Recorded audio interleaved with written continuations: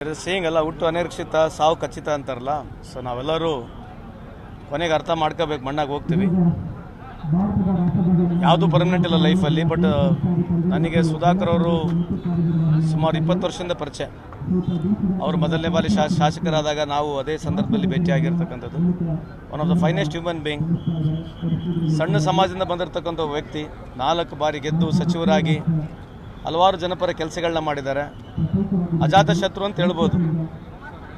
ಒಂದು ಎಲ್ಲ ರೈತರ ವರ್ಗಗಳಾಗಿರಲಿ ಅಥವಾ ಕೂಲಿ ಕಾರ್ಮಿಕರ ವರ್ಗಗಳಾಗಿರಲಿ, ಶೋಷಿತ ವರ್ಗಗಳಿಗೆ ರೆಪ್ರೆಸೆಂಟ್ ಮಾಡ್ತಕ್ಕಂಥ ಒಬ್ಬ ವ್ಯಕ್ತಿ. ಇವತ್ತು ಅವರು ನಮ್ಮನ್ನು ಅಗಲಿದ್ದಾರೆ. ಅವ್ರ ಕುಟುಂಬಕ್ಕೆ ಈ ಒಂದು ದುಃಖವನ್ನು ಭರಿಸ್ತಕ್ಕಂಥ ಶಕ್ತಿ ತುಂಬಲಿ ಅಂಥೇಳಿ ತಮ್ಮ ಮುಖಾಂತರ ಭಗವಂತನಲ್ಲಿ ಪ್ರಾರ್ಥಿಸ್ತೇನೆ.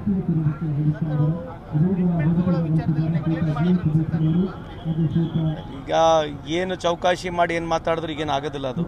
ಸೊ ಯಾವ ಸಂದರ್ಭದಲ್ಲಿ ಏನಾಗಿದೆ ಅದು ನಮಗೆ ಮಾಹಿತಿ ಇರಲಿಕ್ಕಿಲ್ಲ. But anyway, one of the finest soul, we have lost him. So God bless you.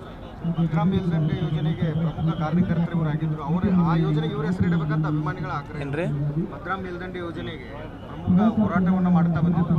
ಆ ಯೋಜನೆಗೆ ಇವ್ರ ಹೆಸರು ಇಡಬೇಕಂತ ಅಭಿಮಾನಿಗಳ ಆಗ್ರಹ. ಇರಲಿ, ಜನರ ಅಭಿಪ್ರಾಯ ಸರ್ಕಾರಕ್ಕೆ ನಾವು ಮುಟ್ಟಿಸ್ತೀವಿ. ನೋಡೋಣ ಸರ್ಕಾರ ಏನು ನಡೆಯುತ್ತೆ ಅಂತ. ನನಗೆ 35-40 ವರ್ಷದಿಂದ ಭಾಳ ಸ್ನೇಹಿತ, ಆತ್ಮೀಯ, ಭಾಳ ಜನಾನುರಾಗಿ ವ್ಯಕ್ತಿ. ಹಸನ್ಮುಖಿಯಾಗಿ ಯಾವಾಗಲೂ ಕೂಡ ಕೆಲಸ ಮಾಡೋ ಅಂಥ ಆ ಕ್ಷೇತ್ರದಲ್ಲಿ ಜೈನ್ ಸಮಾಜ ಇರೋದೇ ಕಡಿಮೆ ಹಿರಿಯೂರಲ್ಲಿ. ಅಲ್ಲೂ ಕೂಡ ಆತ ಶಾಸಕರಾಗಿ, ಚಳ್ಳಕೆರೆಯಲ್ಲೂ ಕೂಡ ಶಾಸಕರಾಗಿ, 2 ಬಾರಿ ಮಂತ್ರಿಯಾಗಿ ಒಳ್ಳೆಯ ಕೆಲಸವನ್ನು ಮಾಡಿದ್ದಾನೆ. ನಾನು ಹಾಸ್ಪಿಟ್ಲಿಗೆ ಇದ್ದಂಥ ಸಂದರ್ಭದಲ್ಲಿ ಹೋಗಿ ನೋಡ್ಕೊಂಬಂದೆ. ಬಹುಶಃ ರಿಕವರಿ ಆಗ್ತಾನೆ ಅಂತ ನಾವು ಭಾವಿಸಿದ್ವಿ. ಏಮ್ಸಿಂದಲೂ ಕೂಡ ಬೆಂಗಳೂರಿನಿಂದ ಡಾಕ್ಟ್ರು ಬಂದು ನೋಡಿ ಚೆಕ್ ಮಾಡಿ ರಿಕವರಿ ಆಗ್ತಾರೆ ಅಂತ ತಿಳಿಸಿದ್ರು. ದುರಾದೃಷ್ಟ ಇವತ್ತು ನಮ್ಮ ಮುಂದೆ ಇಲ್ಲ. ಆತನ ಒಳ್ಳೆಯ ಕೆಲಸ ಜನರಾಗಿ ಇರೋದು ಈ ಜನ ನೋಡಿದಾಗ ಗೊತ್ತಾಗ್ತದೆ.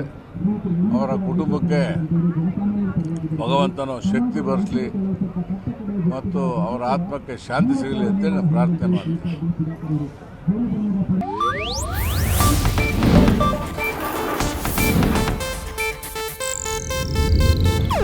ಇದು ಏಷ್ಯಾನೆಟ್ ನ್ಯೂಸ್ ನೆಟ್ವರ್ಕ್ ಪ್ರಸ್ತುತಿ.